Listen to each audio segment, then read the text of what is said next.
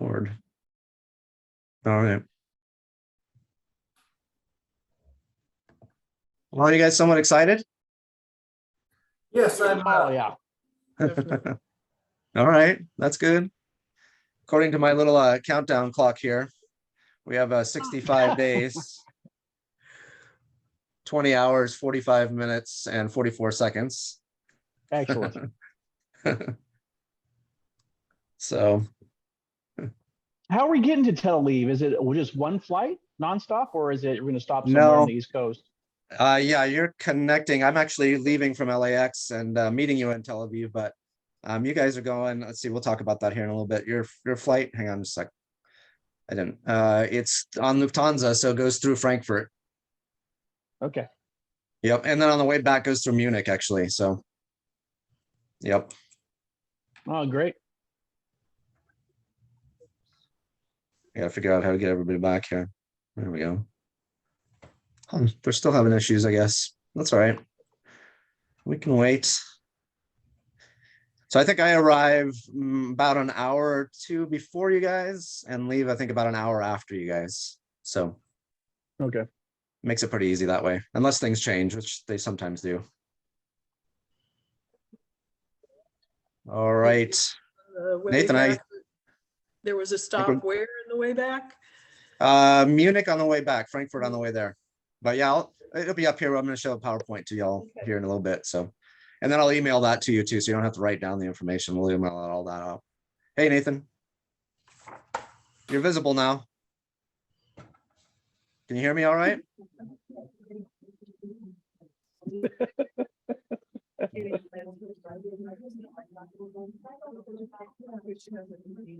It says your mic's on.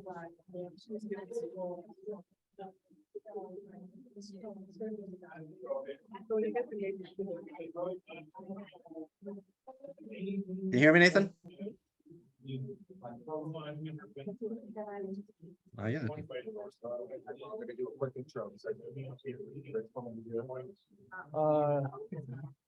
Yeah.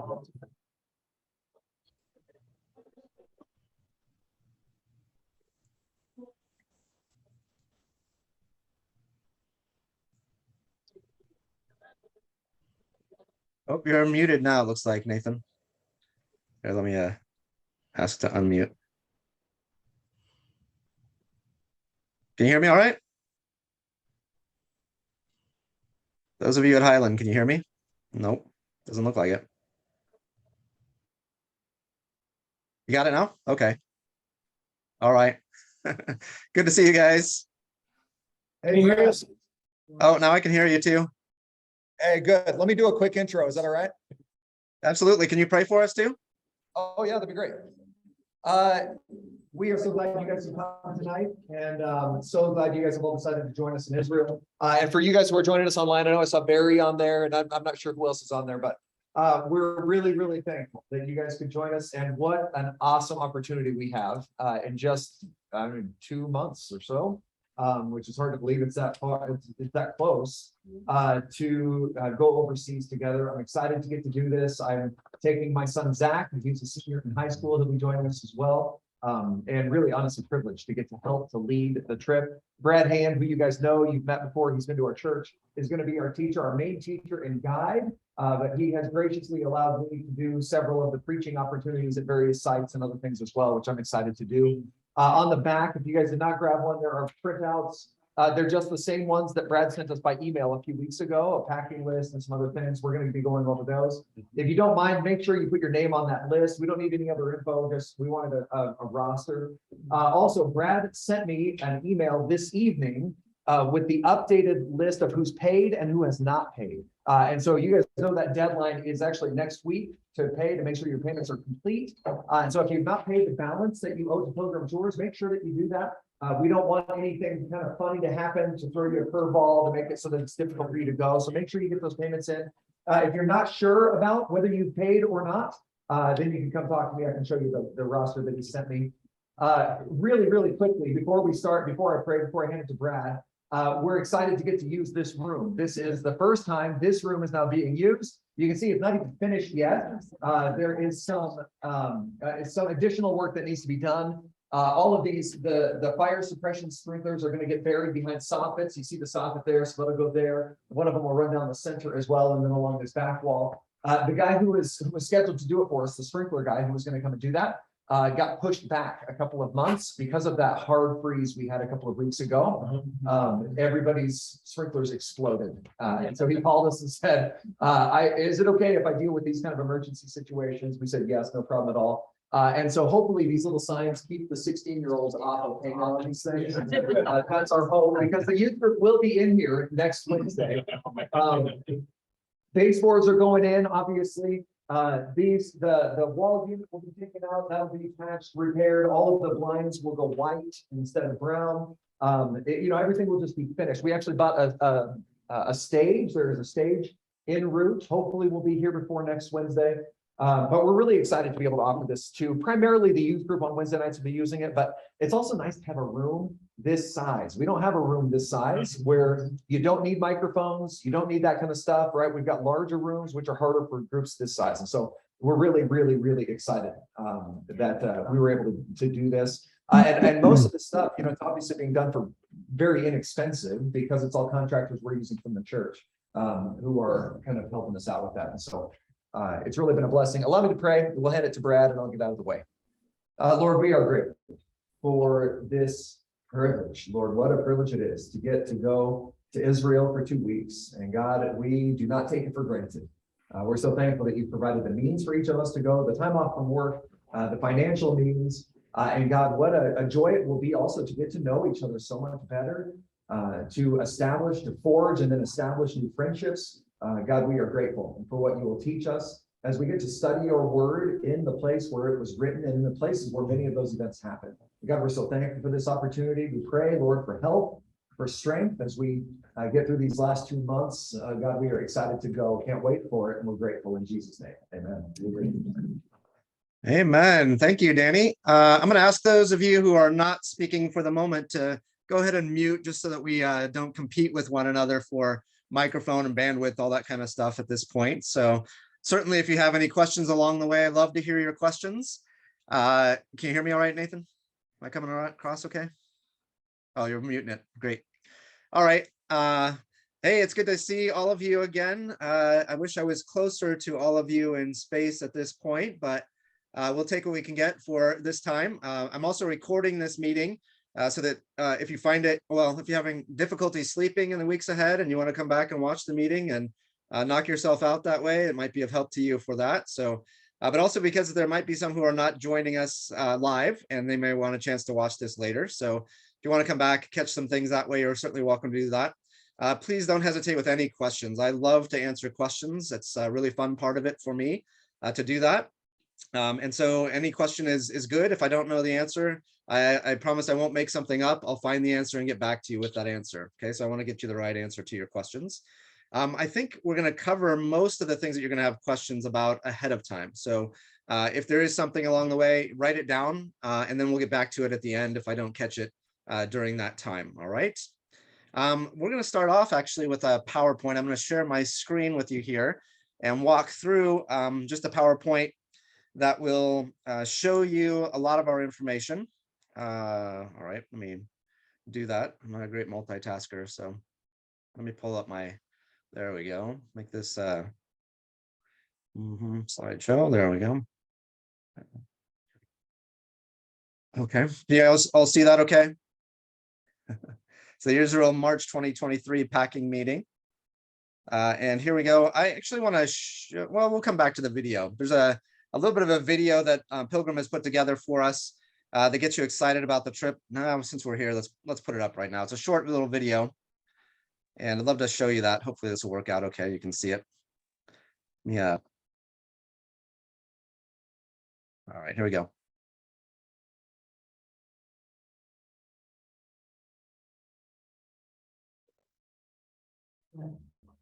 We're not seeing your screen, Brad. You need to share your screen. Can you see it? No. Hang on a second. That's not what I wanted to do. All right, hang on a sec. Now I'm lost in the technology here. Why is it not reducing on me? Boy. Now it won't show me you guys, so sorry about that. Let me figure that out. Oh wow, my screen got stuck. And Did show, you, there we did go. your screen lock up? All Because right. it should just Hang be on a second. that middle button. All right, let me try sharing that screen again with you. There we go. Here we go. All right, sorry about that. Boom. Let me Hey. give you that slideshow from the current slide. There we go. Is that better? Can you see that better? Yeah, good job. There we go. All right. Let me go to that video and start that over again. You guys see the video okay, Nathan? All right, I think we're good. Here goes.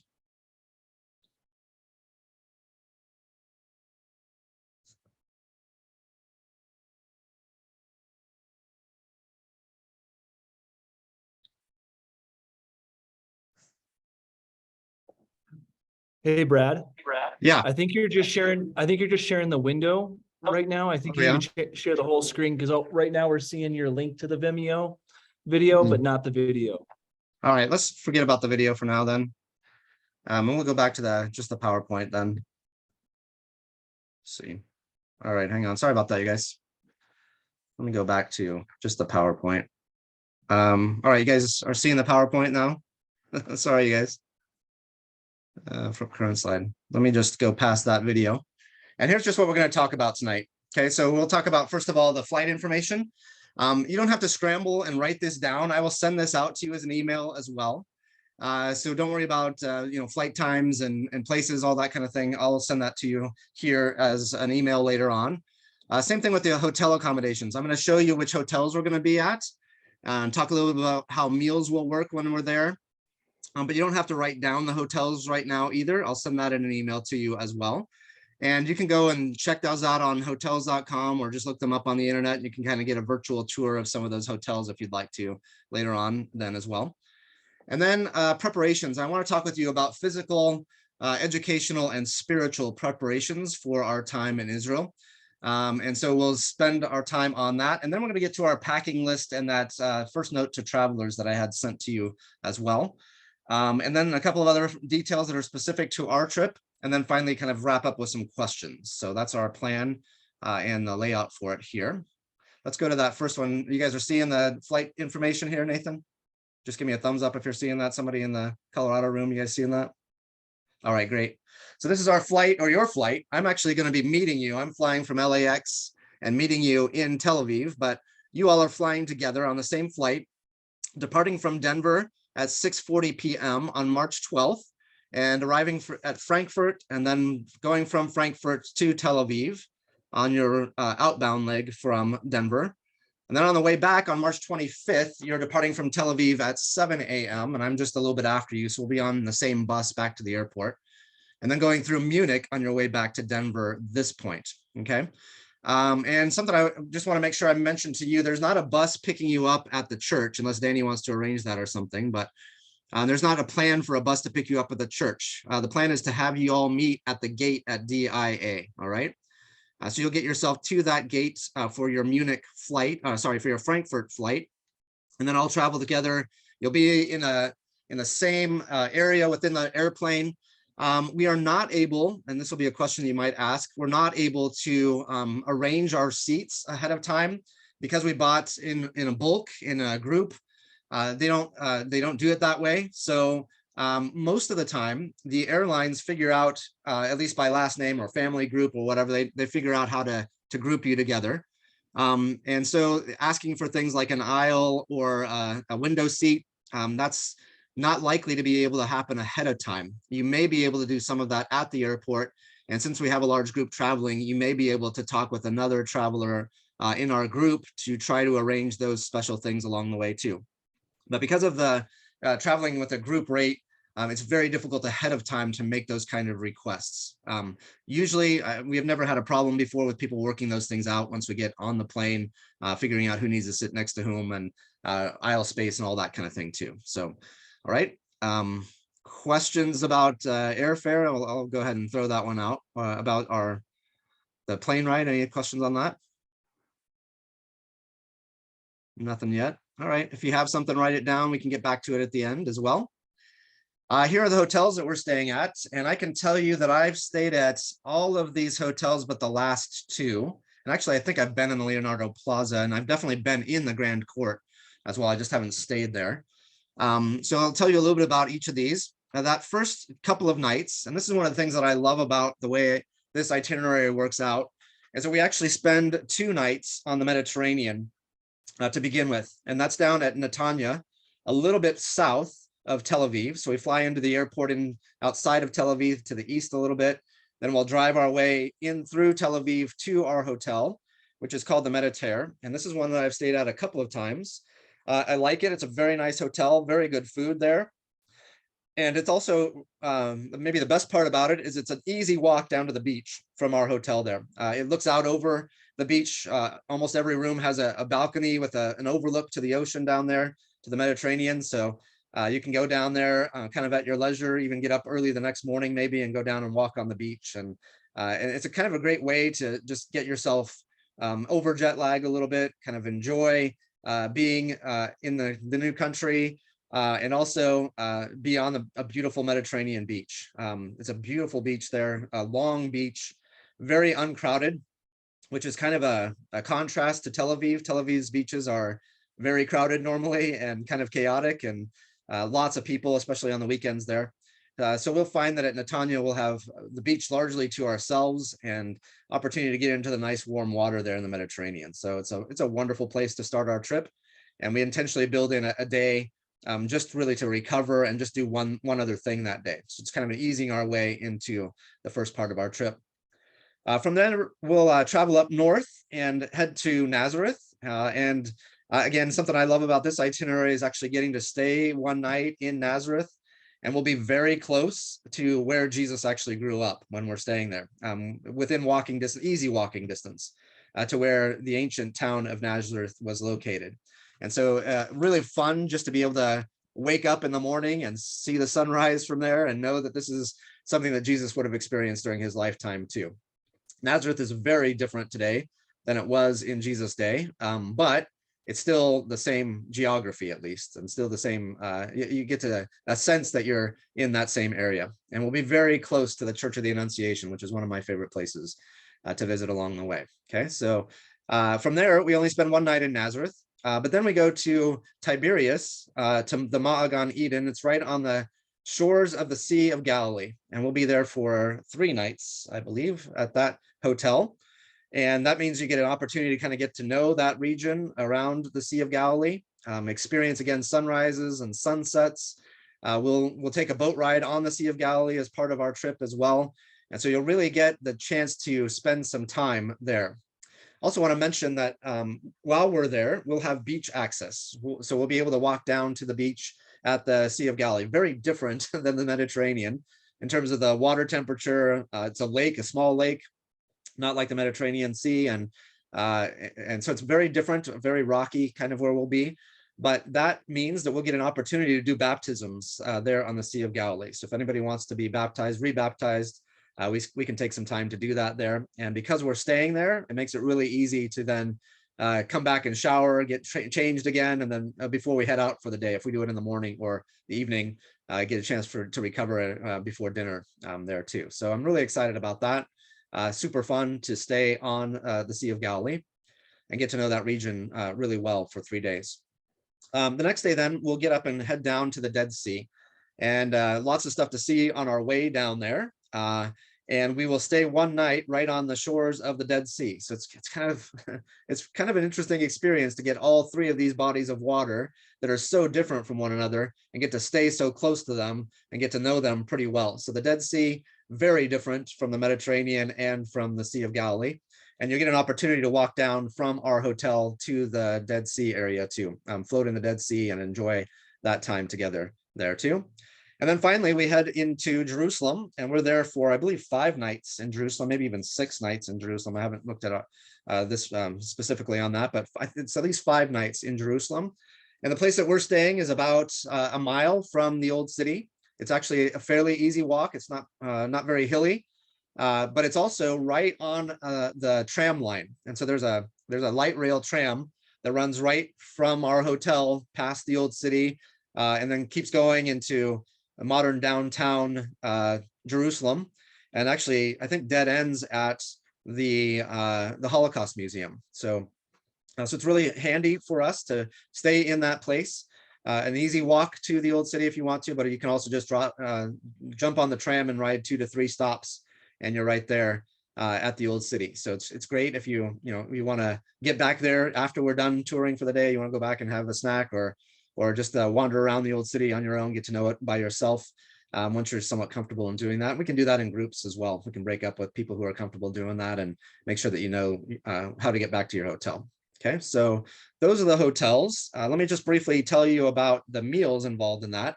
So all of our meals, our breakfasts and our dinners, will be buffet style at the hotels, and they're all included within our touring price. Okay, so there's wonderful food.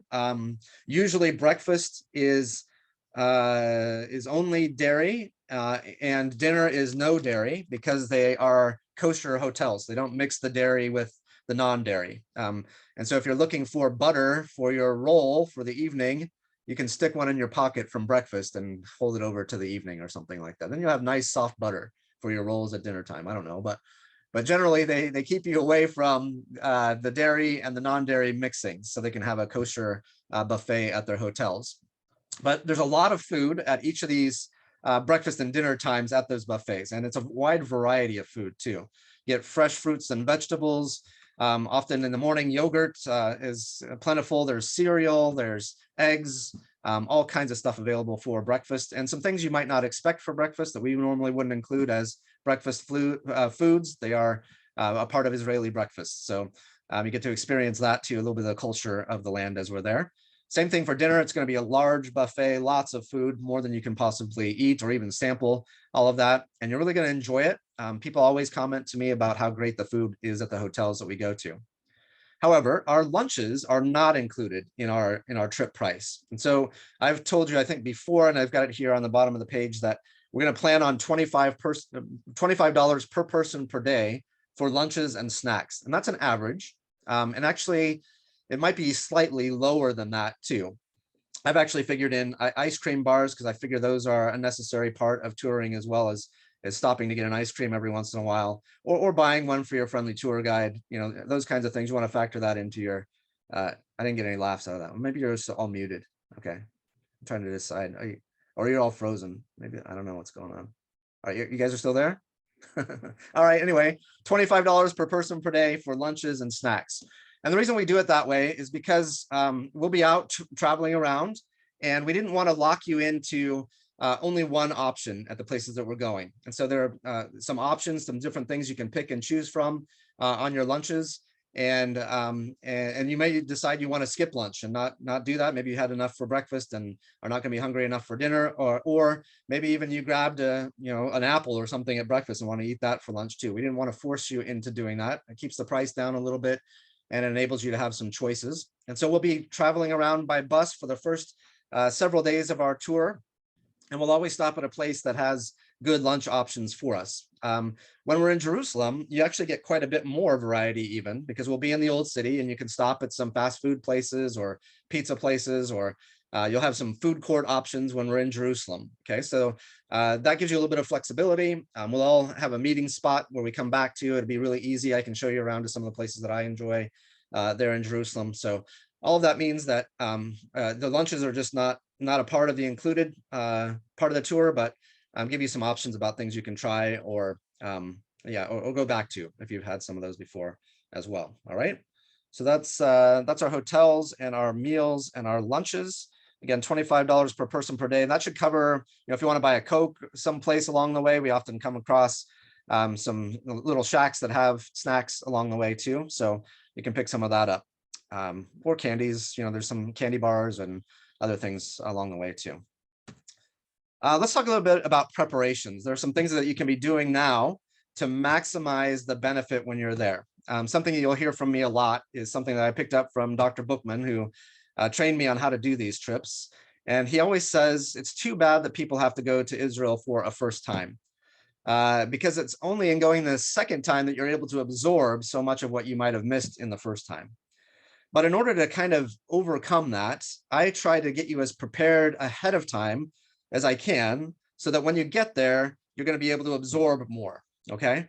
And there are some ways that you can do that. First of all, by being physically fit. You can only absorb as much as your body is able to take in. And so it's really helpful if you start to do some walking now. There will be some intense walking on our trip, some ups and downs, but plan on easily 10,000 steps a day, oftentimes double that. When we're in Jerusalem, Mandy, my wife, and I often go 25,000 to almost 30,000 steps in a day when we're in Jerusalem. Okay. So not all of that's at once. There'll be times to sit down or take breaks, particularly when we're not in Jerusalem. So when we're on our bus and touring around those first few days, it'll be get on the bus, drive for about 45 minutes, get off and go to a site and walk around it for an hour, hour and a half, something like that, at a pretty moderate pace, pretty slow, moderate pace, and with some opportunity to sit down along the way. And then we get back on the bus and drive to the next place, and then maybe have lunch, and then walk around again for 45 minutes to an hour to hour and a half, as long as we have available for us there. So some of that walking will be broken up naturally by being on and off the bus. But you definitely want to be in reasonable hiking shape for this trip. And I figure you guys all live in Colorado, so hiking is fairly well a religion there in Colorado. So you all ought to be in fairly good shape for that. But something I'll say right away is that you want to have shoes that are good for that. Hiking kinds of shoes, tennis shoes kinds of shoes. And you want to have shoes that you've already broken in a little bit. You don't want to be right out of the box, putting them on your feet for the very first time when we hit the beach at Tel Aviv there. Okay.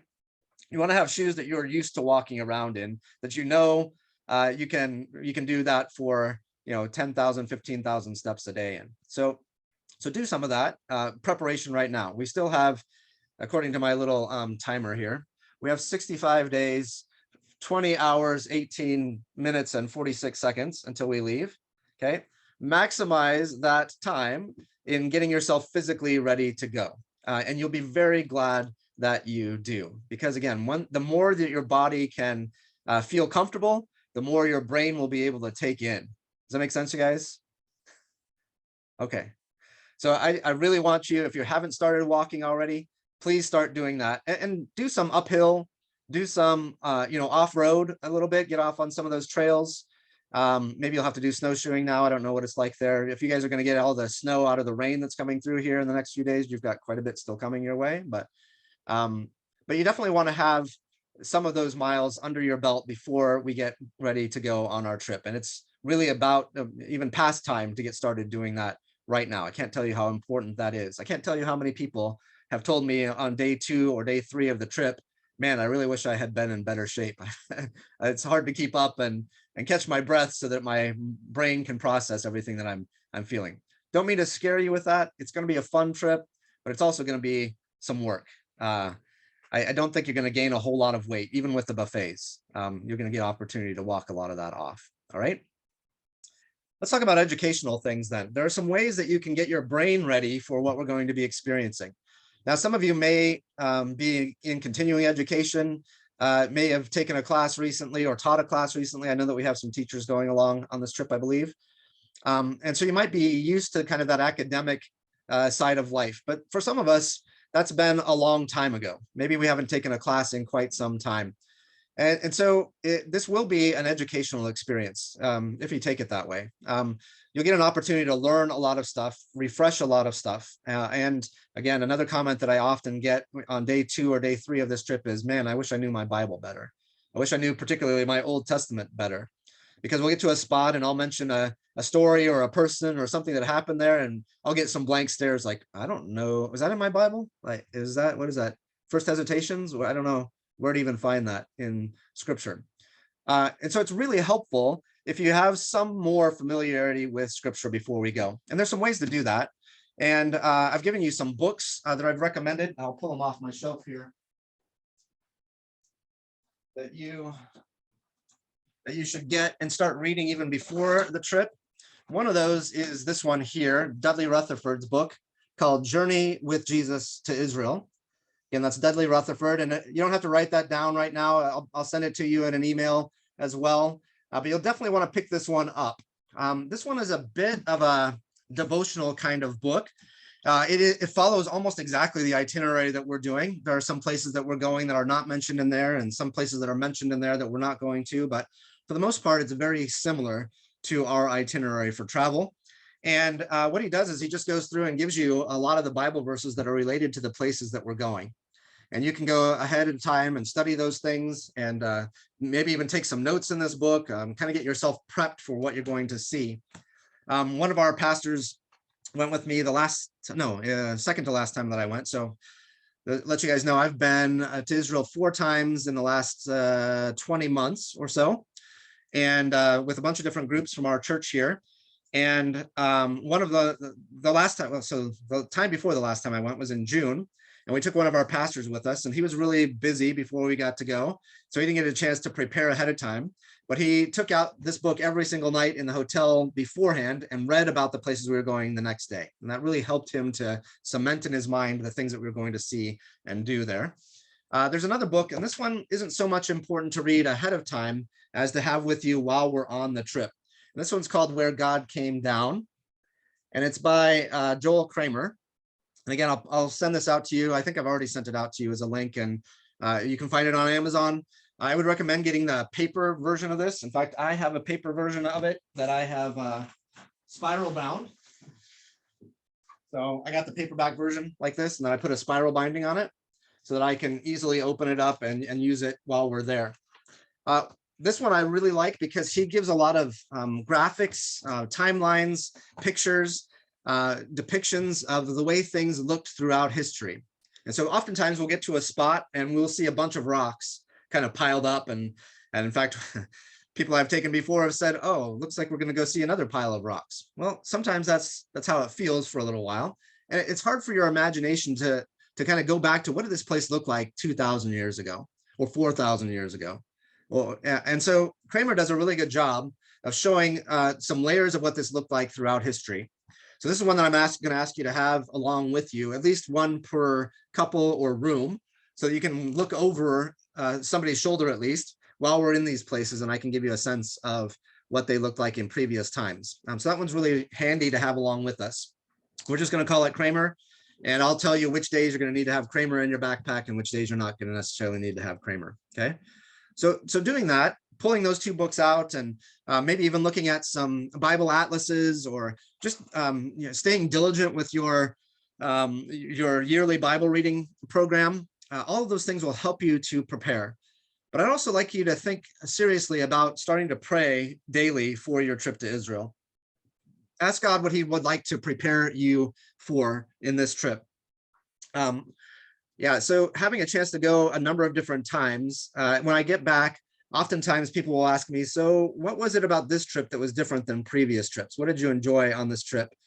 And for me, the greatest joy is to see how it impacts the people who are going. And I never know when it's going to impact them or how it's going to impact them. Oftentimes it comes in waves. There will be people who are really not getting it for the first couple of days on the trip. Maybe they're brain fogged over because of jet lag, or just the overwhelming nature of being out of the country, having flown maybe for the first time on an airplane, and kind of just feeling out of place in a foreign land and a foreign culture. But then, several days in, something will really hit them out of the blue. And I never know what that's going to be or when that's going to be. But I do know that the Holy Spirit plans that. And I've often seen that and just been in awe of the way that he uses particular places and times, or even passages of scripture, or a conversation with a roommate over lunch, or whatever that might be. And it just really hits them that where they are and what they're seeing and how that relates to their life. And so I'm praying for you. I've got a roster of the people who are going. I've asked you for pictures so I can get to know you better for that. Some of you have gotten pictures from, and I appreciate that. By the way, if I haven't gotten your picture yet, if you wouldn't mind just taking a selfie of yourself and emailing it to me, it would be a great help to me to get to know you that way, so I can have a name with a face. So I'm not just calling you, hey, you, when we're on the bus. It'd just be a little bit more personal, and But I am praying for you by name and some of you by face and name at this point, because I want to see how it is that the Lord's going to impact you. And I can never know, can never really plan on how that's going to be or what that's going to be. But I just ask that you be praying that for yourself, for your family, if your family's going with you, for each other, for friends. Yeah, another sidelight that always comes out of these trips, especially with a group from a church going together, is that you've now shared an experience with these people that that very few people have had together. In fact, tomorrow night, we're having a reunion from my last Israel trip in October. We're all getting together, sharing a dinner together, showing each other our pictures and talking about memories from the trip. And a lot of the people who went on that last trip didn't know each other before they went. It's a big church, so some of them never even seen each other. They maybe go to a different service, whatever that might be. But now they're very close friends, and it's really fun after church to see them come up and hug one another and smile and get to know one another through that too. So be praying for those kinds of things too. Pray that the Lord would open up your heart and mind to be able to absorb what he has for you, and pray that for one another too in the days heading up to this trip. It's a really important prayer as an element of this trip. And then finally, a preparation is packing, and we're going to spend some time talking about that here too. I have an asterisk down there. It says your passport must be valid for 6 months after the return date of the trip. That's one of the reasons that Pilgrim is asking for a copy of your passport from you ahead of time, so that they can verify that it's good for 6 months after our return. Just happens to be that my passport expires 1 day short of 6 months after our return. So I had to get a new passport, had to get mine renewed. It's in process right now coming back. So if we would have come back a day later, I wouldn't have to get a new passport yet, but that's how it goes. So just make sure that that is true for you too, that 6 months plus the last date of our trip, which would be, so our last date is what, March 25th, I think? Something like, I think it's March 25th. So make sure that it's well, September 26th, I guess would be 6 months past that. So make sure that your passport is good for that, okay? I think that's going to be the case for all of you. And that's, again, one thing that Pilgrim is doing ahead of time, is verifying that that's the case for you too. All right, let me go to the next part of our thing then. Actually, let me right now open it up for questions for you guys. Nathan, if you want to unmute your people there as well, if you guys have any questions at this point, I'd love to answer some of those.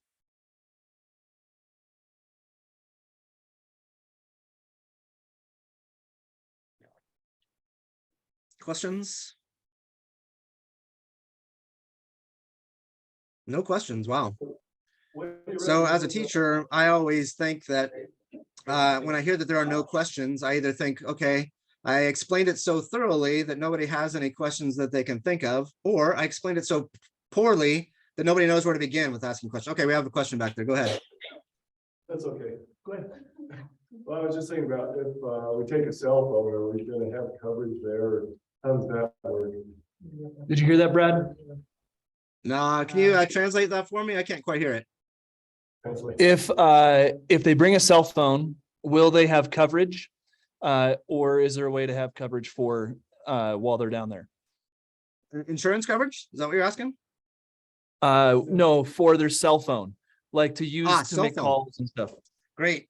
Yeah, we are going to get to that here on our packing lists in just a moment here. Let me, since the question's out there, let me answer it for you.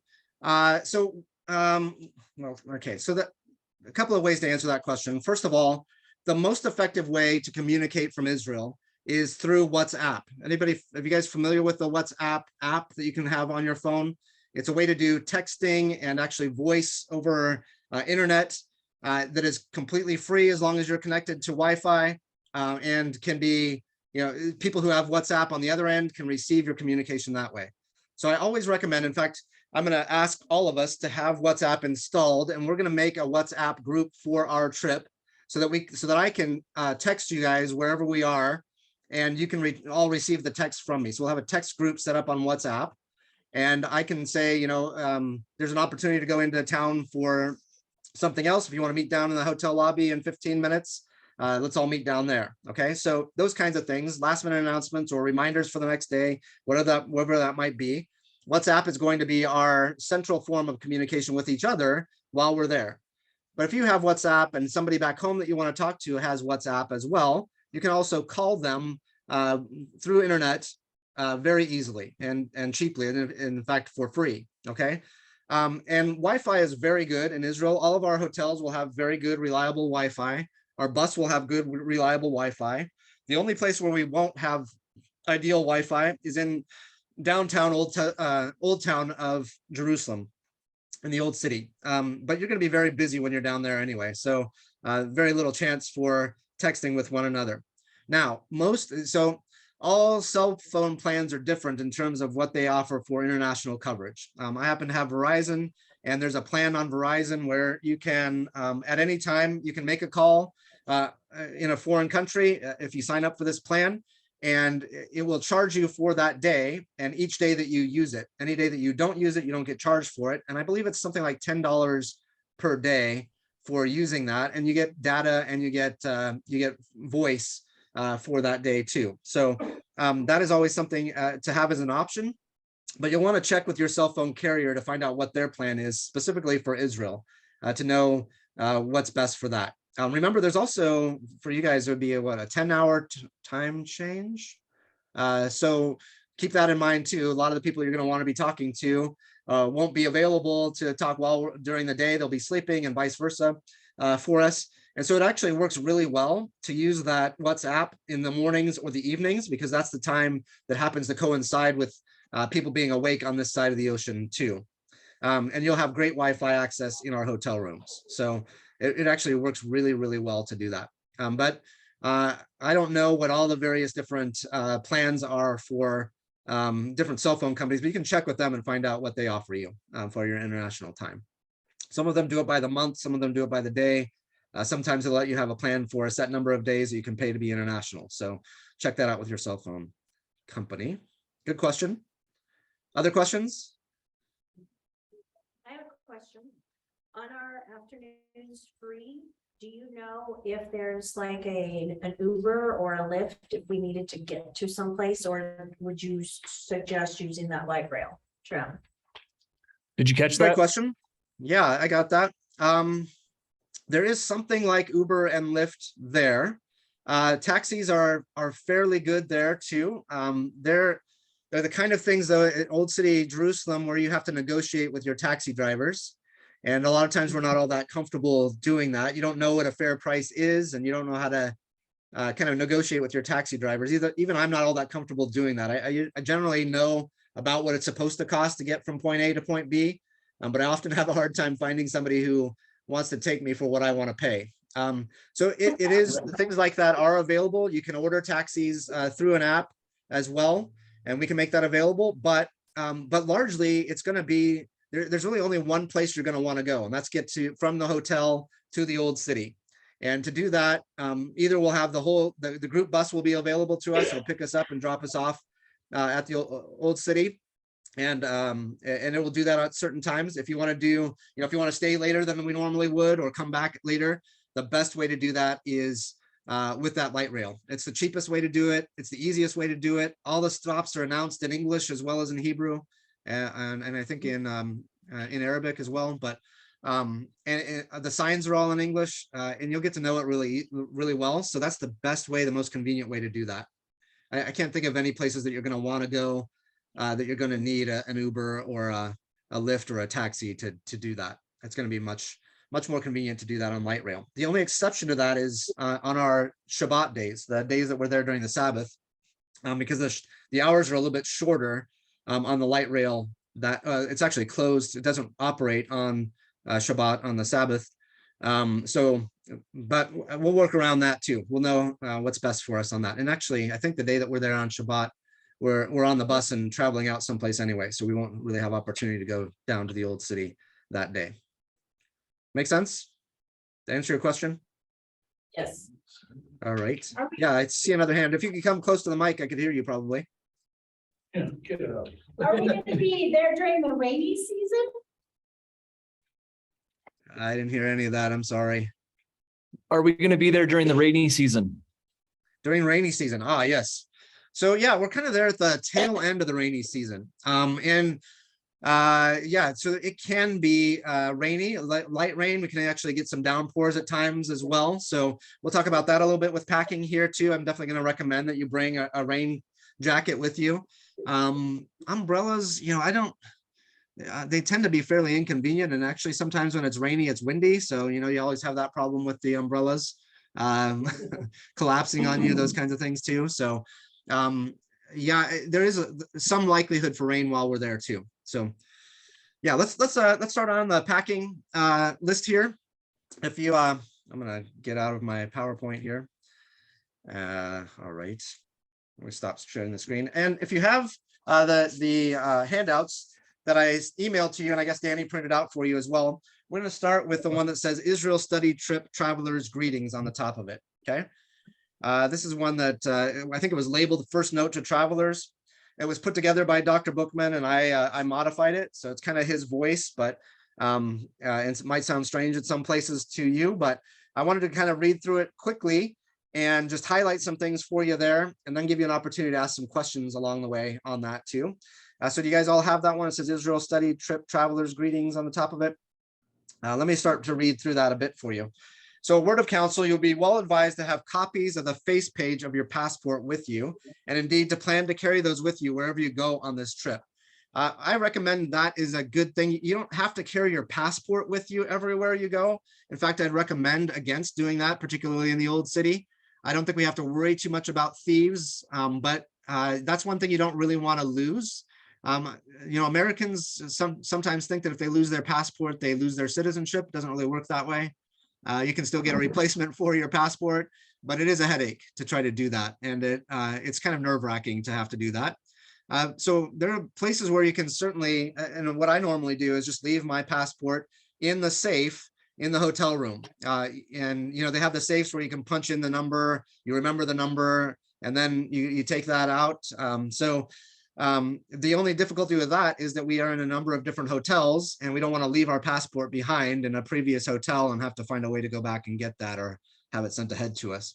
So I'll ask you every day when we change hotels, did you grab your passport out of your safe? Did your roommate grab their passport out of the safe? All those kinds of things.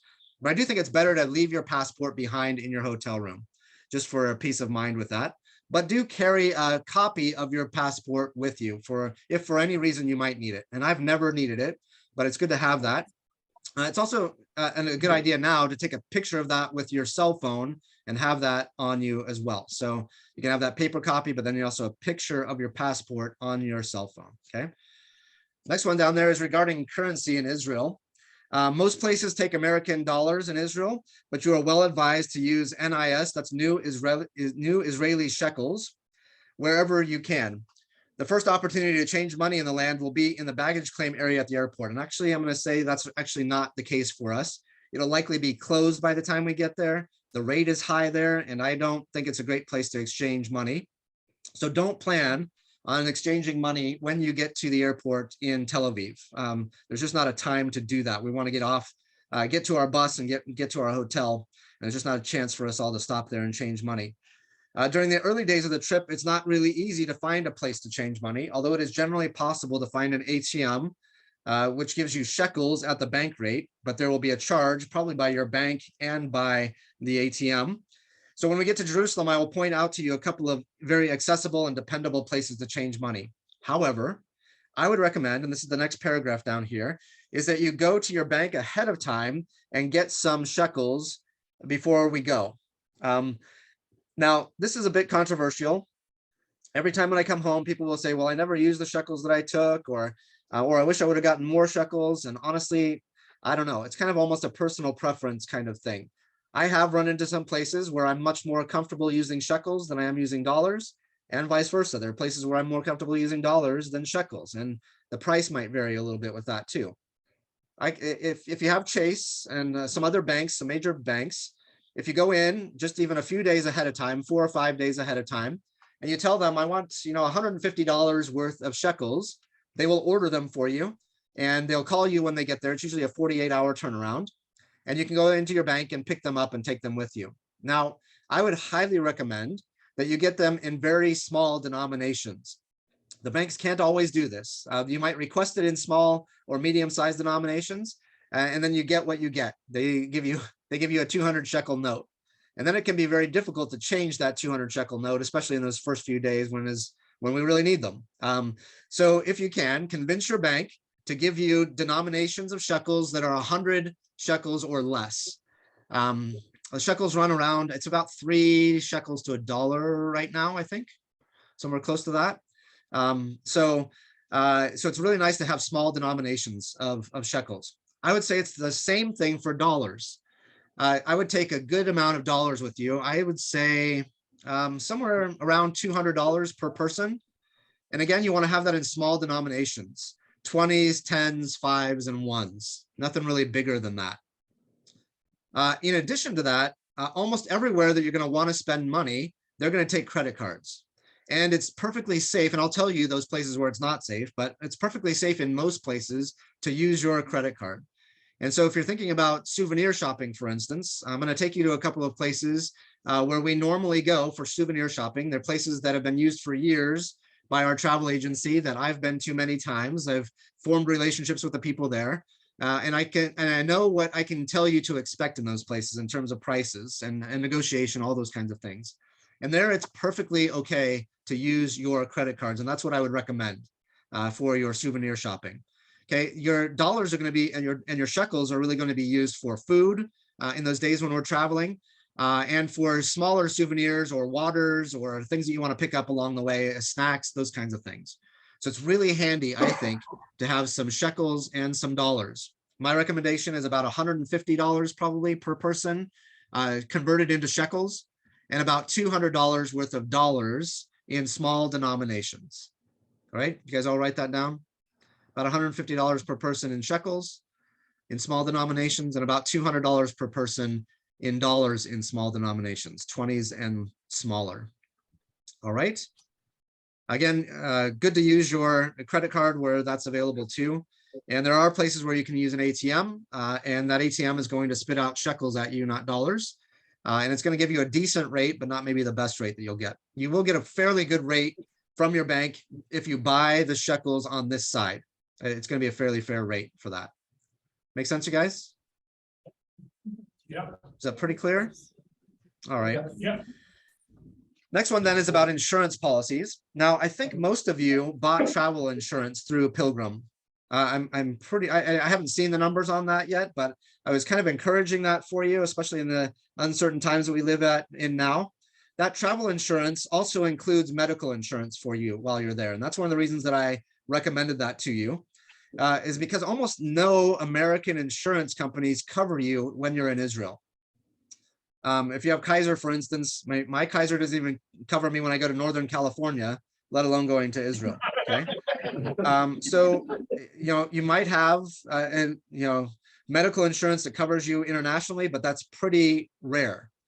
But the one that you bought through your travel insurance will be for your emergency medical. I have to tell you, the medical system in Israel is fantastic. There are jokes about Jewish doctors. Anyway, there are a lot of Jewish doctors in Israel for some reason. I don't know how that works, but so their medical care is very good. But they also have a policy that means that you need to pay for it before you leave that medical institution, whether it's a doctor's office, a dentist, or whatever it is. You can't leave until your bill is paid. And even if your insurance company here in the US says that it will cover you while you're in Israel, what they mean by that is they're going to reimburse you for your bills. And so you're still going to have to pay out of pocket in Israel to get yourself out of that doctor's office. Does that make sense to you guys? So it's better to have the travel insurance that covers your bills and lets you leave that office without having to deal with your insurance company on that side and on this side when you get back. Okay. So please don't worry too much about insurance. You are covered if you took that travel insurance policy. If you didn't do that and would like to, you still can opt into that, I think, before we go. So it's a good thing to have that peace of mind. That being said, I've never had a medical emergency. I've been to Israel. This will be my 7th time coming up, and I've never had anybody have a medical issue that needed medical attention there. So, whatever. I'm not saying take your chances with that, but I am saying that you're relatively safe there, and it's only a 2-week time that we're there too. So that your odds of having something major happen are pretty small. Oh, yeah. Let's talk about electronic devices. So computers, tablets, etc., it's perfectly safe to travel with those things. And you will have access to the internet at every one of our hotel stops, usually in your room, but always in the lobby at least. And like I said, also on the bus all the time. It says here that it's sometimes erratic. That's true. The last time I was there in October, there was a whole day that we were without the internet. Actually, my favorite day. I love to be without the internet. I didn't get any texts or emails. It felt great. And it was even better that my wife didn't get texts or emails from our kids all day long, wondering where their lunch was or whatever it might be. So it's just nice to have that freedom once in a while. So you might accidentally have your internet turned off at some point too. That wouldn't be a huge tragedy for most of us, I don't think. But you know, I think you want to keep your tablets like, I don't know that many people take their laptop along with them. If you have an iPad or a tablet or something, that's much easier. But sometimes a laptop can be unwieldy with all that traveling that we're doing too, just kind of worrying about where it is and getting it bumped around on the bus, those kinds of things. So regarding electricity in Israel, so the outlets in Israel accept round prongs rather than the flat ones. And I'll show you, let's see. Yeah, so it's really easy to find on Amazon an adapter for Israeli plugs. Okay, so this is the one that I found. If you just go into Amazon or something and you put in, adapter for Israel for electricity, I think it's called Type H. In fact, I'm sure it's called Type H. That's the one you want. It's for Israel, Palestine. And it looks like this. Some of them have 2 prongs. Some of them have 3. The 2-prong one is the one that's not grounded. The 3-prong one is the one that's grounded. Okay. And I like to get ones that have, well, first of all, a place to plug in your American outlets. And then also has USB ports on it. So this one has 2 USB ports. And that's what I use more than anything is the USB ports for charging my phone or my tablet. Right? So you can just bring along your phone cord, plug it right into this, plug this into the wall, and you're good to go. All right. The electricity there is 220. And so if you're thinking about a hair dryer or something like that that needs a converter, you'll need to get one of those as well. Now, I'm fairly sure, so my hair doesn't need a lot of hair care products. But if you need that kind of thing, most of our hotel rooms, in fact, I think all of our hotel rooms have those hair dryers that are there in the room. They're plugged into the wall that you can't remove from there. And so you'll be able to find those without any issue there too. But if you're set on taking yours along with you, make sure that you bring along a converter that will come from 220 down to 110 for you. That also has an adapter on it for plugging into the wall there. Okay. So that's electricity. So it's easy to find those things on Amazon. They're fairly cheap to find them as well. I also take along one of these. Okay, so this one will plug into my my adapter, but then it also has a long cord, and then it has 3 USB plugs on it and 2 other cords. And I like this because I just never know where in my hotel room the outlet's going to be. So if I want my phone closer to me or my tablet closer to me, I like to have an extension cord like this. So just, you guys are familiar with these kinds of things, right? So I just think that's handy to have along too. It gives you a few more outlets, and it means that you can be a little bit more flexible where sometimes they put the only outlet in the room is clear across the other side of the room or something like that. So good thing to have that along the way. Let's talk about weather here. We did a little bit already, but no matter what season you are in Israel, be assured that there will be remarkable swings in the temperature throughout the trip, and very possibly in the course of a day. Be prepared for that. Layer your clothes so you can shed outerwear and then put them back on as necessary. You guys are used to that in Colorado, I know. It changes all the time, spring and fall especially. You just never know what you're going to expect during the day. And that's where we're going to be in Israel. It'll be spring there, March area. So you're going to want to have some warm clothing to layer on top of other things. And some people are, more sensitive to the cold, maybe on an airplane or something too. I always talk to people who say they freeze no matter what on an airplane. So you might want to have something in your carry-on, like a blanket or something to keep you warm while you're there, and maybe dress in layers for the trip on the airplane too. On the other hand, I want to encourage you to pack as light as possible, but be prepared for much variation in the weather. So there's a balance there, right? Don't take too much, but don't take too little along with you. And we'll talk a little bit more about that when I show you how I pack here in a moment too. Next one down there. I cannot encourage you strongly enough to journal on the trip. Notes taken along the way, and then a nightly entry reviewing the travels and lessons and impressions of that day. Every single day, you're going to tell yourself, I'll never forget what I saw today. And then 2 days later, you're going to be asking me, what was that we saw back there a couple of days ago? Because there's just such an amazing amount of things that we're going to see. And you might think, oh yeah, that made a huge impression on me. I'll never forget that. But there's so much of that going on that it's hard to keep it all straight. So it really is helpful to write things down. The first couple of trips that I took when I got home, I debriefed some of the people who had been there. And I just asked them some basic questions, like, where did we go on day 1? Where did we go on day 2? What was your favorite thing about day 3? And it was funny to me that almost everybody forgot everything about day 1. Even my wife, who's been multiple times, she said, I have no memory of what we did on day 1. Part of that's jet lag. Part of that's, again, just the overwhelming nature of being there. But part of it's also that you're so tired after day 1 that you don't take the time to write some things down and to talk about your experience with somebody else. You just want to go straight to bed. Something that I really found was helpful for everybody. So the people who had really good recollections, maybe 6 months after the trip, it was because they had talked about it with somebody else along the way. They'd sat down at dinner and they would say to each other, so what did you see today? What caught your attention? And show each other the pictures that they had taken. And just talking through it together helped them to remember what they saw. You guys, so I'd really encourage you to do that over dinner each night. And I'm going to try to do that with some of you too. I'll make my way around. I'll try to get to know each one of you, but also ask you some questions so that it will stick in your mind a little bit better. It's really helpful even to have a journal where you write down, day 1, picture 1 was this, picture 2 was this, picture 3 was that. Something else that people do is that when we drive up to a site, most of the places that we go are national parks. And so they have really good signs that say, welcome to Megiddo, for instance. And so they'll snap a picture of that sign that says, welcome to Megiddo. And then they know that all the next few pictures are going to be there at Megiddo. Okay, does that make sense a little bit? So taking pictures of a sign with some writing on it, don't get obsessed with that. We're not there to see signs. But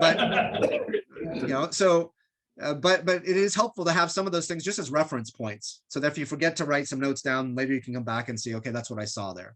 Again, don't take pictures of every single sign. You'll never look at those again. They won't be interesting to you when you get back, but it is helpful to have some of those things along the way.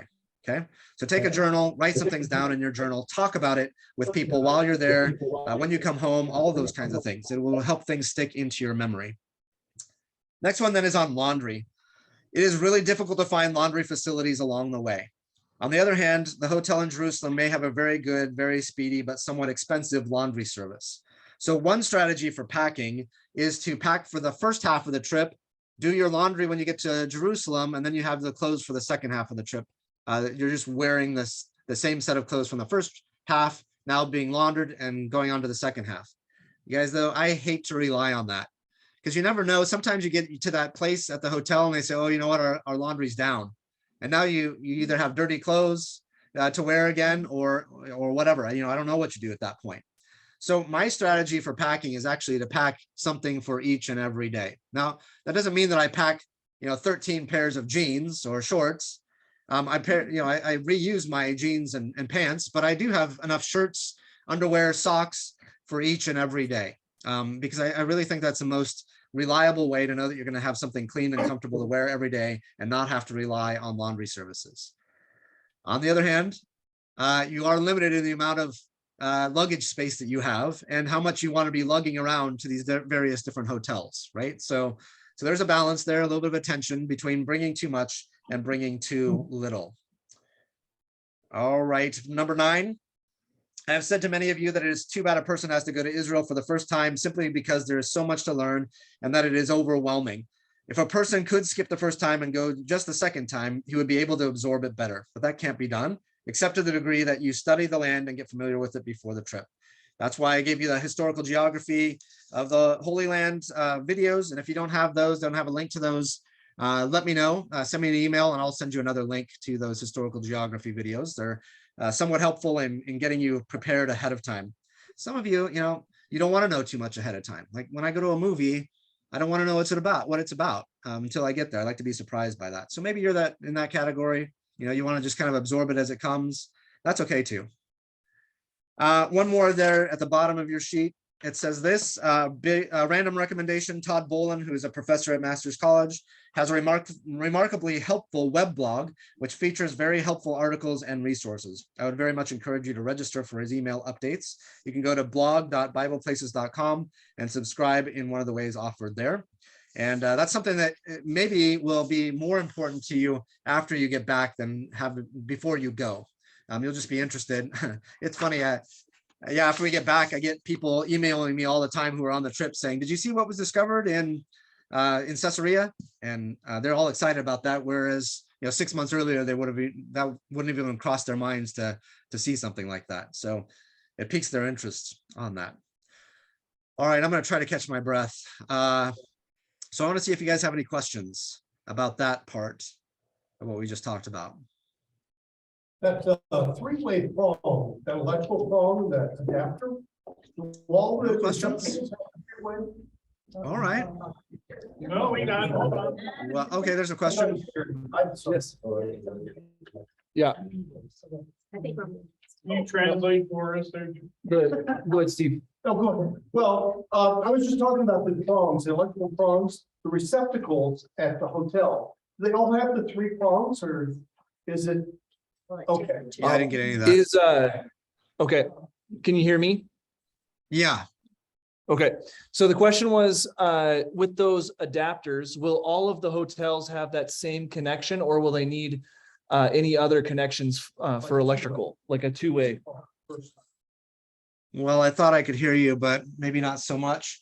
So yeah, all of the hotels use the same. I mean, these will work in every one of the hotels. They won't have them available for you.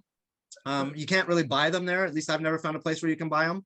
So it's definitely better to have them ahead of time. And you can buy a pack of 2 or 3 of them together on Amazon somewhere. Well, you might hang on to them and pass them on to the next group going from your church, a year from in June or whatever. So kind of nice to have those things and just pass them on to somebody else. But yeah, you're gonna need them. You don't want to leave them behind in your hotel room. Right. So you check for your passport, check for your phone cords, check for your adapters when you're leaving that hotel room. I think the reason why can you hear me, Brad? I can't hear you at all, Nathan. I don't know what's going on. You can't hear me at all? Use sign language or something. Can you hear me? Can you hear me now? Barely. Yeah, I don't know what's going on. Barely? Okay. I'm gonna say it really loud. You can text me. If something comes up, text me too. I've got my phone here. You can have Danny text me or text me with it. I'm sorry, guys. Or write it down or hold it up on a piece of paper right in front of the camera. I don't know. Yeah, certainly you can email me or text me. Oh, Danny's sending me some messages here. Let's see what he's got. Okay. Oh, okay. Yeah, if you have any more, you can text me or hold a piece of paper. We'll use it the old-fashioned way. All right, I'm going to start on the packing list, but if there's questions, yeah, like I said, text me or hold something up for me and I'll get it checked out. Let's go to the suggested packing list. I want to run through this really quickly. In fact, what I'm going to do is I'm going to show you how I normally pack. And I've got another venue here. Let me see if we can see this behind me. My lighting works out and my angles work out. Let's see. Let me put that up a little bit. Show you kind of how I pack. Can you hear me all right if I'm doing this? Harvey, give me a thumbs up if you can hear me. All right, you guys can hear me. Okay. So this is what I do.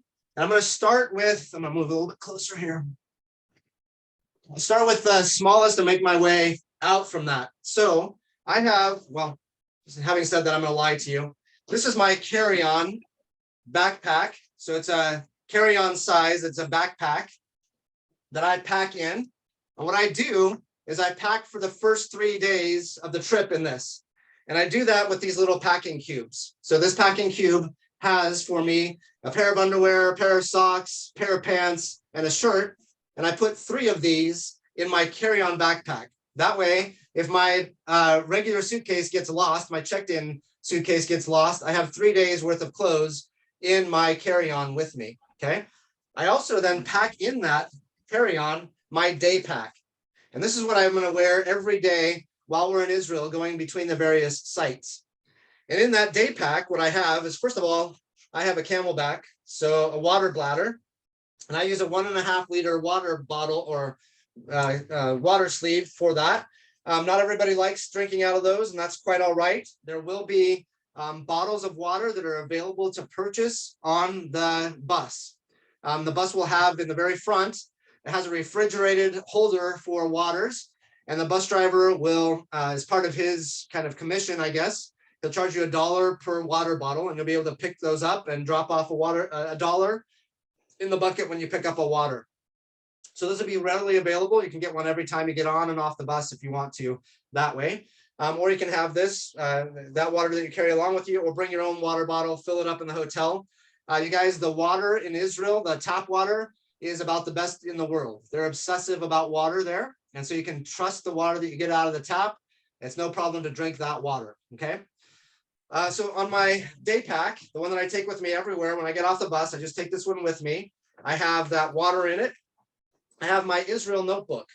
And this is one that you're going to get very soon from Danny. He will print this out for you. I've emailed it to him. He'll get it printed for you.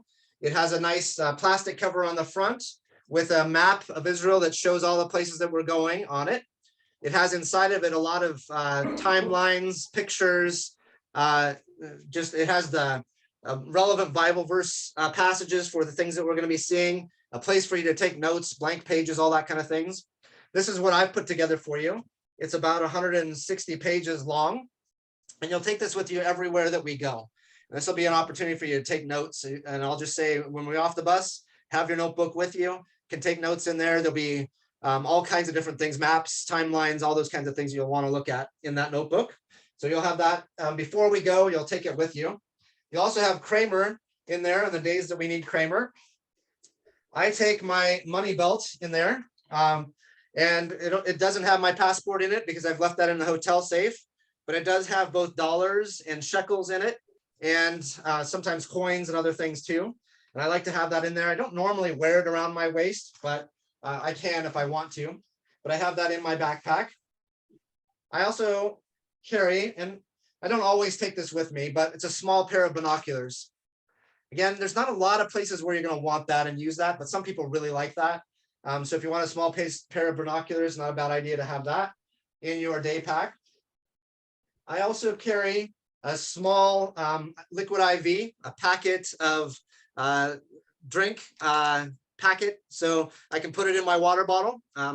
Hydration is really important while we're there, so it's really good to be hydrating well. And so I carry something like that just to flavor my water and also to have some of that good electrolytes in there to keep me hydrated. I also keep a package of wet wipes in there. Most of the places we go, and we'll talk about bathrooms here in just a second, they have really good bathrooms, but some of them don't. And it's always nice to have along some flushable wipes with you too. All kinds of multi-purpose functions for those. So take those along with you. I also take a little small first aid kit, and this one has especially band-aids in it, maybe some antiseptic cream or something like that, in case you get blisters or whatever it is along the way. You don't want to, you get off the bus, that first stop of the day, you get a blister, and then all day long you've got issues with that. If you have a band-aid, it just makes life a little bit more bearable during the day.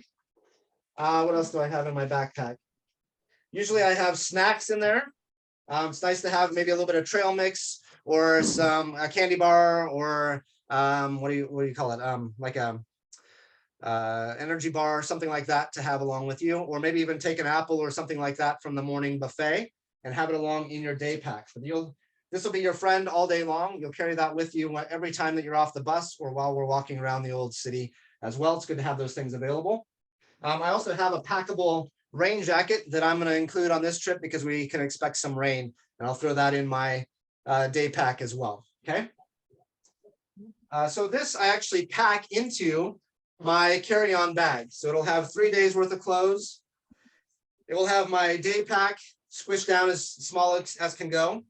And that's all I really need to have in there.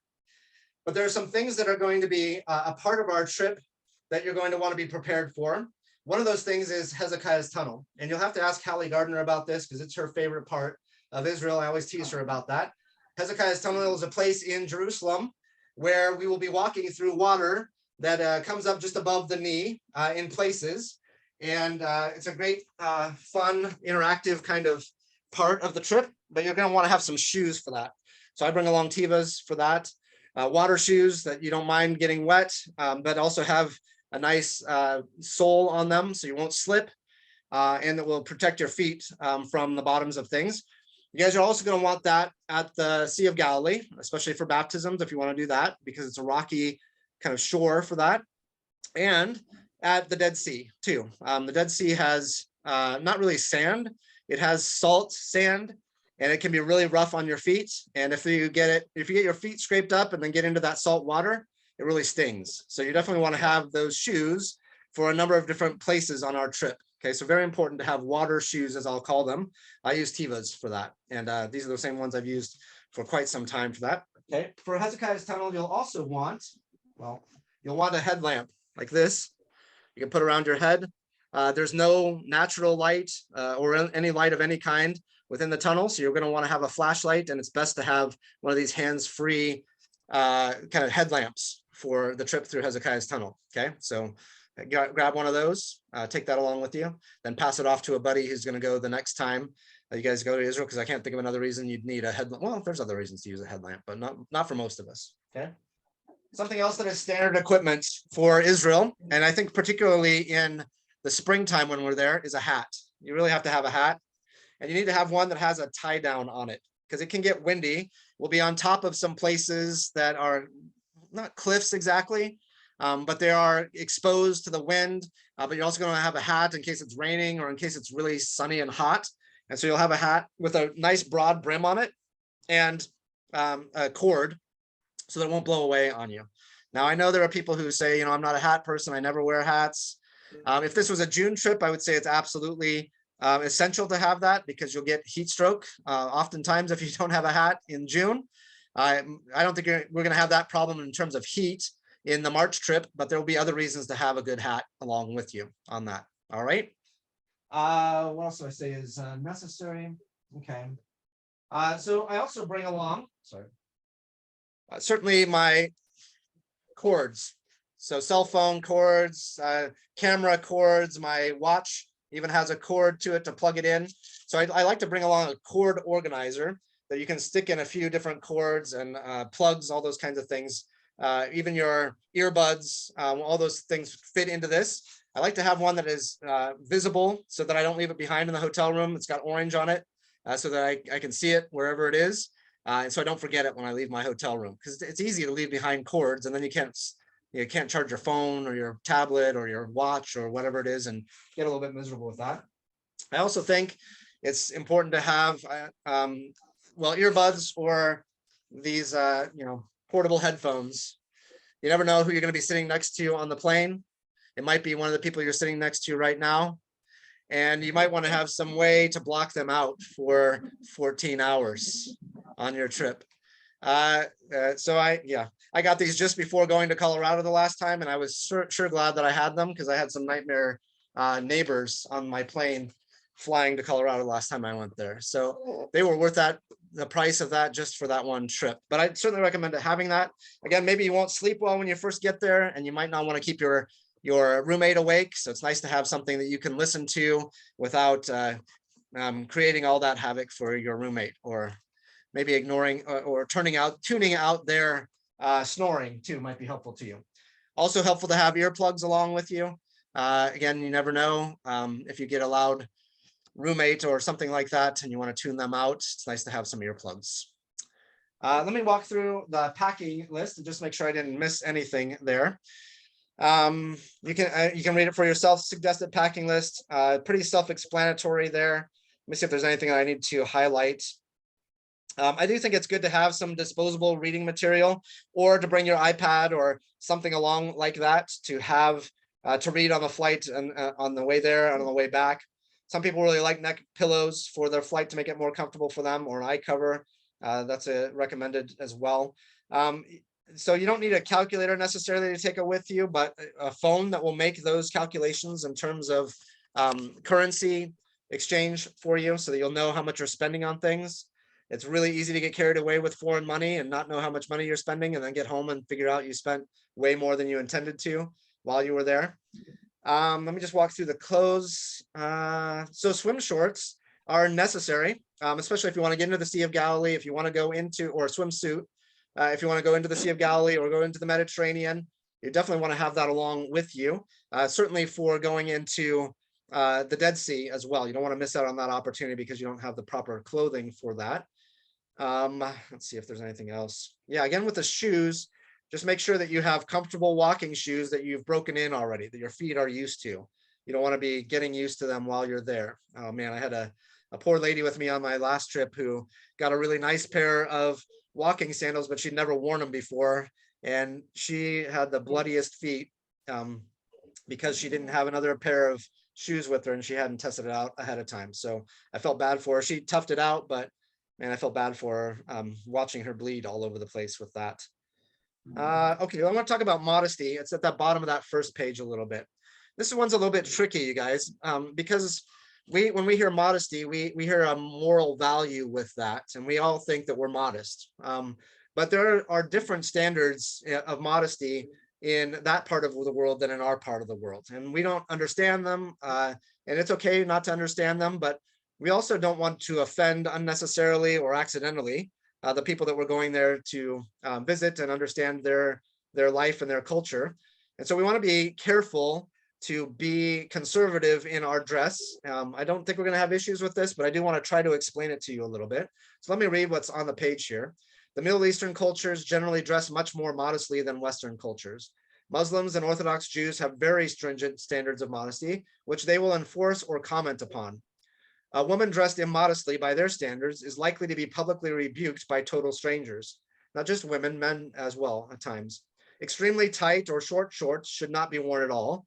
Modest shorts such as Bermuda type walking shorts, and that's Bookman. My wife says they're capri pants is really what she says is what's modest, at least capri pants. They're appropriate on field trips in some parts of Jerusalem walking tours. Tank tops, halter tops, or anything that exposes the shoulder should not be worn.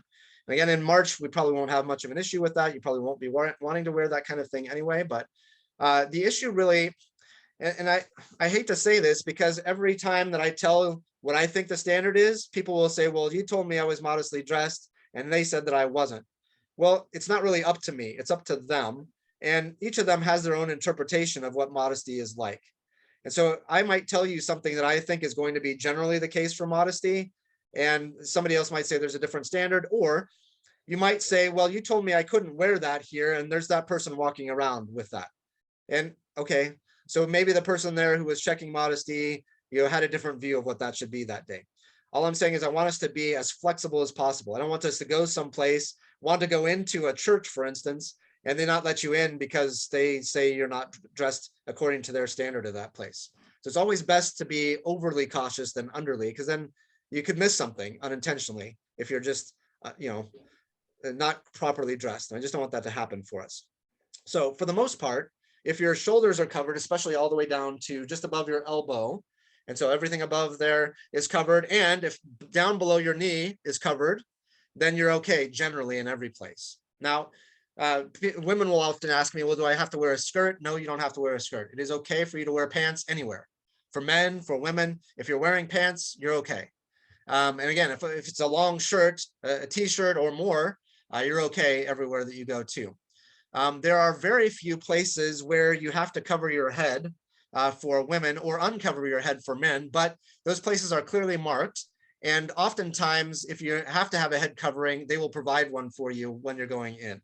And that's actually the case also for most modesty situations. So if you showed up with a shirt that was showing too much of your shoulder, for instance, most of those places would give you a covering that would go over that, but not all of them. Okay, so you might want to take with you something even like a wrap or a shawl or something like that to throw over your shoulders. Just have it in your bag, your day bag, so that you're ready for any situation that way. Okay, if you want to just be safe everywhere you go, wear pants, wear a long sleeve shirt, and you're going to be okay. Make sense, you guys? Sort of. I know it's a different standard, and it's part of our going to those places is educating us in how the rest of the world views these things. So I know it'll be somewhat confusing, that you'll have questions about it along the way, and that's okay. We'll deal with those things. But the more conservative we are in that, the more flexible we are, the more open we are to move to different places. All right, so those are notes in your on your packing list, so you can find out more about that too. I think photography is pretty well self-explanatory there. You can take pictures almost everywhere that we go. The notable exception is on Shabbat. You should not take pictures on the Western Wall Plaza. So down by what we used to call the Wailing Wall, the Western Wall. You cannot take any photography down there. You can't talk on a cell phone. You can't use flashlights, all those kinds of things. You're not supposed to do that down there in that area on Shabbat, on the Sabbath day. Now, we will go down there, hopefully, for that, because it's an amazing experience to be down there when Sabbath starts. And you won't be able to take pictures then, but we will come back and you'll be able to take pictures at another time there. Okay, so I'll make it clear when we get there. Please don't take pictures this time when we're there, but that doesn't mean you can't take pictures any time there. There will be times when that's acceptable to do. Okay. Also, generally, it's said that unless you ask permission, you shouldn't take pictures of Orthodox Jews in particular. And actually, I think that's a generally good rule. If you're just planning on taking pictures of people, it's a good idea to ask them first, particularly soldiers. We will run into a lot of well-armed Israeli soldiers, and a lot of them don't want to be photographed. And actually, there are places where they're prohibited from being photographed.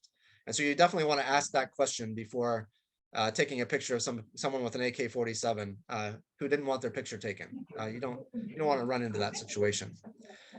I think toiletries is pretty well self-explanatory. I did put down an emergency sewing kit at the bottom down there. I think it is good to have some thread and needles along the way in case you eat too much at the buffet and blow a button out. I don't know.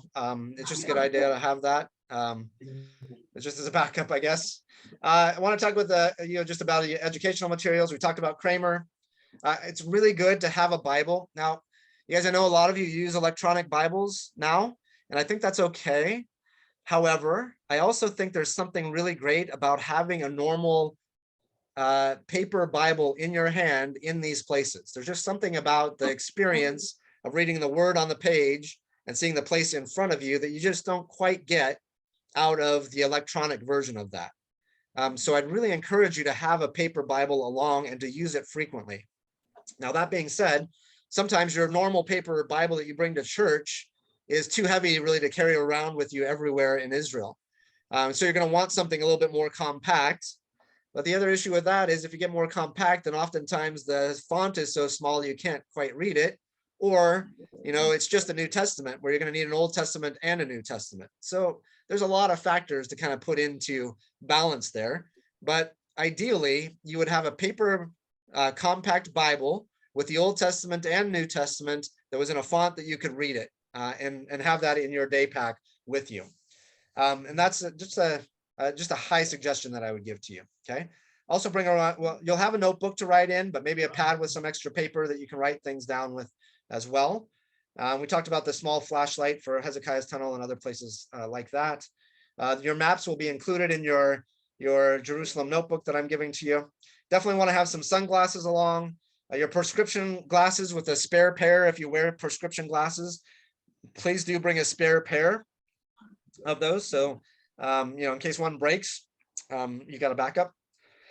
Certainly a watch, water bottle or canteen. Large plastic bags for dirty laundry. I think it's always good to have some Ziploc bags for various things, but also plastic bags for dirty laundry. It's good to have those in your bag and take them with you. Now, some of you are going to certainly want to buy some souvenirs. So you might want to have enough room saved in your backpack or in your carry-on baggage or whatever it is for those souvenirs. There'll also be a place that we go with our major kind of souvenir shopping that will ship things home for you. So you might consider that option too. Of course, they charge for that a little bit, but it might be well worth it to have them ship it for you because they pack it carefully. You don't have to worry about it getting crushed in your carry-on bag or something like that. So if you want to buy an olive wood, a nativity set, a nice one, we'll take you to places where you can do that, and you might want to have them ship it back for you. Otherwise, you might want to plan for having some extra space in your baggage coming home. Maybe you want to throw away all of your clothes that you wore over there. And that's what my wife actually does. She she goes shopping at a thrift store before we go, buys a bunch of stuff that she's never going to wear again, takes it with her, wears it once, throws it all out so she doesn't have to pack it back with her. So that's a possibility. Find cheap clothes that you don't mind wearing around for a couple of weeks, and then get rid of them to save the space. So not a terrible idea. I know I've kind of gone a bit longer than I intended to already tonight. So I want to see if you guys have any questions again at this point. I tried to go as fast as I could without slurring my speech, I guess, but what are your questions? Question. Yeah, go ahead. Will we be able to check bags? Yeah, I'm sorry. Try again, Nathan. Can you hear me now? Yeah, yeah. Okay. Can you check bags for the flight? Yes, yes. So we are allowed up to 2 checked bags, up to 50 pounds each. Now, my recommend, but remember, you're going to have to carry those with you to all those different hotels, on and off the bus, all that kind of thing. So is it 2 or is it 1? I have to double check on that and make sure. I always recommend just 1 checked bag up to 50 pounds, and then your carry-on also. And then you're also allowed a personal item. So that could be a purse or a small backpack. So technically what I'd pack, this could be my personal item, and this could be my carry-on. So I generally put this inside of this because I don't like to have a lot of stuff on the plane. But I could get away with those 2 as my carry-ons and then only check 1 bag.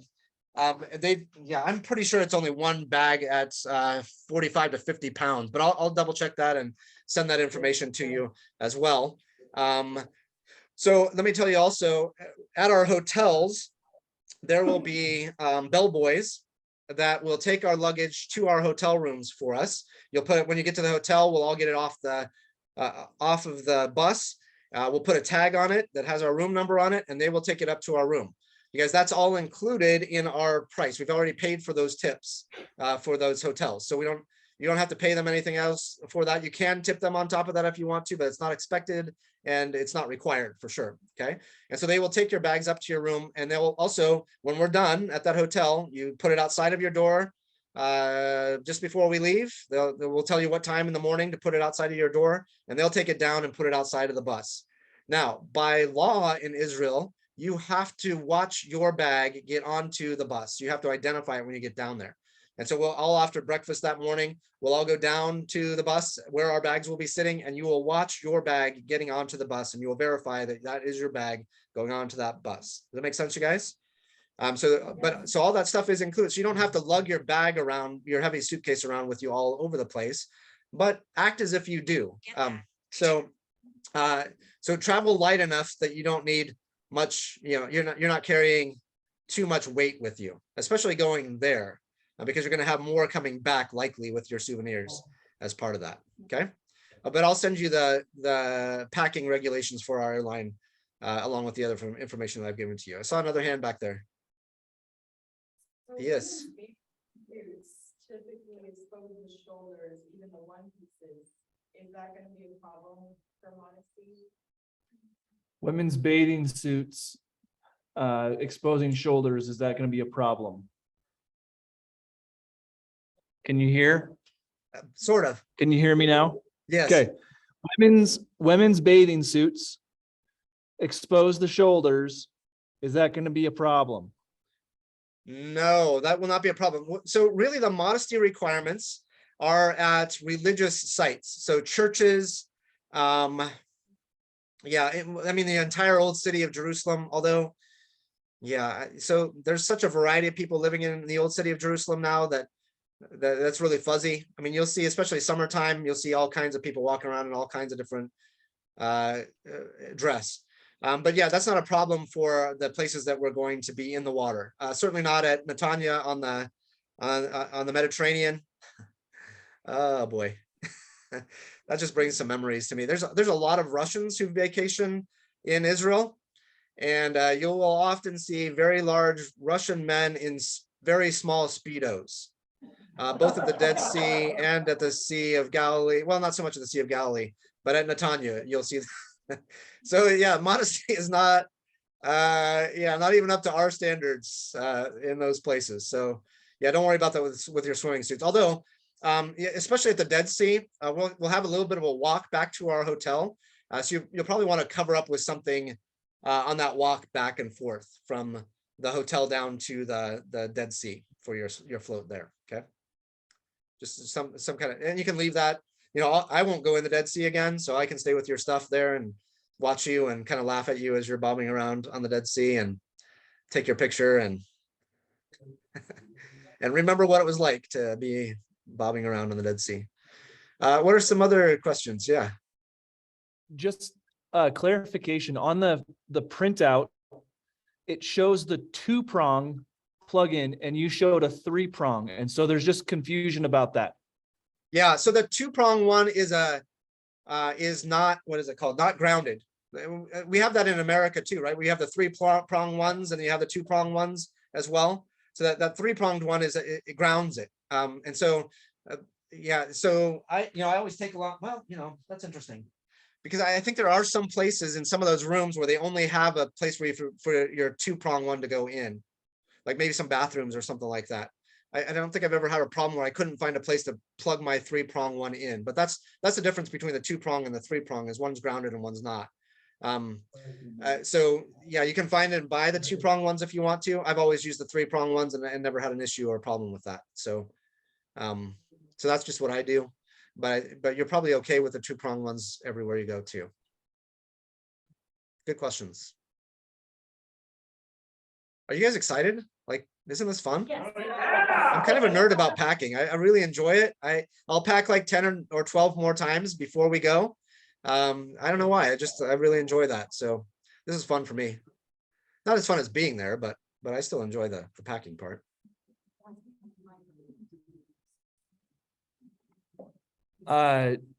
CPAP machines Yeah. on the flight, if they need them, do they need to let you know? I don't need to know. I don't think the airline needs to know either. Travel agent. Somebody from the group said that they had contacted the airline and the airline would provide like distilled water for the CPAP machines because I guess they need that and a way to plug them in so you can use them on the flight if you want to. So that's good information. I've never heard that before. I don't know that's particularly easy to find distilled water at the hotel rooms all the time. So I think I've had people say they have issues with that along the way. But then I've also had them say that they didn't necessarily didn't need to have distilled water for their CPAP machine. So I'm not totally familiar with that. But I've heard that can be something of an issue, and I don't know how you resolve that. I think our tour guide now. So by law, we also have to have an Israeli tour guide. So we will have an Israeli tour guide with us as well, who will be fabulous. I've always had really good tour guides. I'll be doing most of the teaching, but if I need a break or if they're just more of a specialist in something, then I'll let them do some of the teaching along the way too. I'll do almost all the biblical stuff and Danny will do some of that as well. But we'll have an Israeli tour guide that really helps out with those kinds of things too. Say, for instance, you have a food allergy, right? And in a hotel, you might want to know at the buffet, what things can I eat or what things can I not eat? You just let our tour guide know what your food allergies are, and he will go and check with chefs and have them tell you which things are okay, what are the ingredients and things, and all that relevant information. So those are things that are really helpful that we get from our tour guides as well. Somebody also asked about bathrooms along the way. So let me talk about that quickly. So almost everywhere that we go, we will have readily accessible bathrooms. Again, almost everywhere that we go are national parks. They have visitor centers. They often have a place to buy souvenirs, and they often have really good, nice bathrooms, clean bathrooms. Not everywhere that we go does that. And not everywhere that we go actually does have bathrooms, but we try to make sure that we space it out really well so that you have a bathroom about the time when you're going to need it. There's only a couple of places that I can think of that we will go where there's not a bathroom immediately accessible. And so we do our best to do that at, I don't know, at the best times to make that happen. There is not a bathroom on the bus. But almost always when we get to a place and when we leave a place, there's a bathroom available for your use there. And we will spend some time, waiting for people to use the bathroom. Obviously, we're not in Israel to see bathrooms, so we're going to try to be as quick as we can be with that. Sometimes there's a little bit of a line for that, and I understand that. We're not pressuring people, but we also we want to see as much as we can. So we won't be too leisurely with that either, if that makes sense. No pressure, but I always like to tell people, okay, take your time, but do it as quickly as possible. What's the longest time we'll be on a bus? The longest time we'll be on a bus will be from the time that we are at Masada. So we're going to go in the morning. We'll get on the bus, go up to Masada from our hotel, and we'll go up a nice cable car up to the top of Masada, and then we will walk around on top of there for an hour, hour and a half, something like that. And we'll walk down the backside of a siege ramp, and our bus will come around and save us about an hour and a half on the bus. It'll come around and pick us up at the back of the siege ramp, and then we'll drive to our next location. But then we'll be on the bus for the longest stretch right there. And I would say that's about 2 hours. There'll be a bathroom right before we get on the bus there. And we will stop and get lunch when on our way to our next stop. And it'll be about an hour and a half to 2 hours after we leave Masada. So I think that's the longest stretch that we have on the bus. Well, when we come back from Caesarea Philippi in the very northern edge of the country, back to our hotel in the Sea of Galilee, it'll probably be around that too, about an hour and a half drive that time too. So I don't think it's ever more than an hour and a half on the bus at any one stretch. I didn't get that. Siri's trying to talk to me too. She's asking me questions. Siri just She didn't asked get that, so that's okay. Siri doesn't need to know. Other questions? All right. Well, if you do have any other questions, I think you have my email address. If you don't have my email address, you can certainly get it from Danny or one of your friends or neighbors there. And I'm happy to answer questions anytime you have them. Did you guys all get your final bill from Pilgrim? Anybody have issues with that at all? So I think you should have gotten that by email. There's a way on there to pay electronically. You can't pay by phone, so don't try calling them and paying by phone, but you can pay electronically. And if you didn't get that link, let me know and I can send you the link on how to do that. Or you can send back a paper copy with a check too. So, but our deadline to pay is coming up. It's less than a week away. It's the 11th. So it's coming up real quick here. Yeah, and then like I said, I don't think we're going to have another time to meet all together, but if you have any questions, don't hesitate to contact me. Email me is probably the best way to make that happen. And again, this has been recorded, so if you need to watch this one again, you're certainly welcome to do that. I think that's all I can think of. Danny, you have anything else that you're thinking of, or you're all good? We're gonna add a couple things after you hang up so that we can surprise you later, but I love surprises. That's fantastic. do you want Danny? He is going to go over a couple things. Do you want him to do it while you're still on the call? Yeah, I think I'm okay. I don't know that I can hear you guys very well anyway. So if there's anything that I miss, just email me or text me on that too. I like the new room. That's cool. It's good to see you guys. Can't wait to see you all in Tel Aviv too. That's going to be so great. All right. Thank you guys. God bless. Talk to you again soon.